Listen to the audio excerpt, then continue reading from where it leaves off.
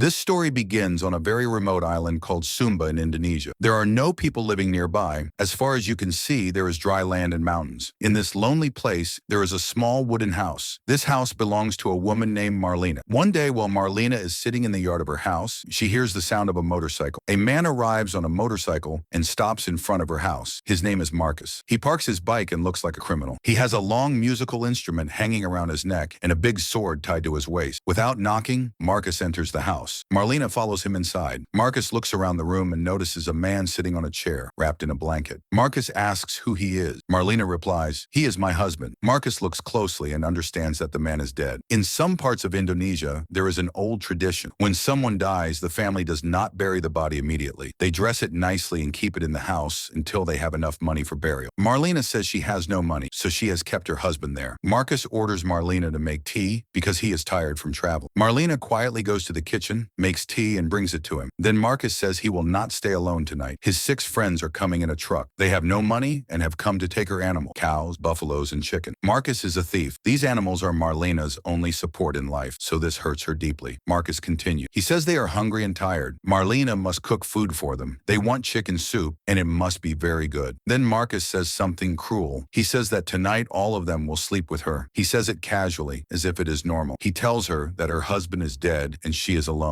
If she obeys, they will not kill her or burn her house. Marlena says nothing. She is one woman alone, facing 7 armed men. Marcus orders her to go to the kitchen and start cooking. She quietly walks away. After some time, a truck arrives. Marcus's 6 friends have reached the house. They make noise and enter the farm. They start loading the animals onto the truck. Marlena watches everything through the kitchen window. Her hard work is being stolen in front of her eyes. Inside the house, Marcus and his men sit in the hall. They open bottles of alcohol and drink. They talk dirty and discuss who will go to Marlena first. Marcus says he will go first. Marlena notices some wild berries kept in the corner of the kitchen. They look normal, but they are highly poisonous. She crushes the berries into a paste and mixes it into the boiling chicken soup. Just then, one of the men named Franz enters the kitchen. He smells the soup and says it smells good. He asks for a taste. Marlena's heart starts beating fast. If he drinks the soup now and dies, the plan will fail. Franz reaches for a bowl, but suddenly Marcus calls him from the hall and tells him to check the truck. Franz leaves without tasting the soup. Marlena feels relieved. Now only Marcus and 4 other men will eat. The soup is ready. Marlena serves it to them. They are very hungry and drink it quickly. They praise her cooking. Marlena steps aside and waits. Within minutes, the poison starts working. The men begin to struggle but cannot scream. One by one, they die near the table. Only Marcus is left. He is drunk and lying in another room, unaware of what happened. He calls Marlena inside and tries to force himself on her. Marlena sees Marcus's sword lying near the wall. She quietly picks it up and, without hesitation, strikes Marcus's neck with full force. His head separates from his body in one blow. Marlena steps back, breathing heavily, covered in blood. The next morning, Marlena makes a big decision. She decides to go to the police station and confess her crime. She packs her bag and leaves her house. She walks under the harsh sun on an empty road and stops at a bus stop. There she sees another girl already sitting. Her name is Novi. Actually, 10 months have already passed, but her baby has still not been born. Novi starts talking to Marlena. She tells her that she is going to look for her husband. Novi says her husband left her because he believes the baby is not his. The doctor had said that the baby was in a reversed position. In that area, people believe that if a baby is upside down, it means the woman has been with another man. Because of this belief, her husband abandoned her. They wait for a long time, but no bus comes. Then a truck arrives. Marlena and Novi signal the truck, and the driver gives them a ride. There are already some people inside the truck. One woman is traveling with horses.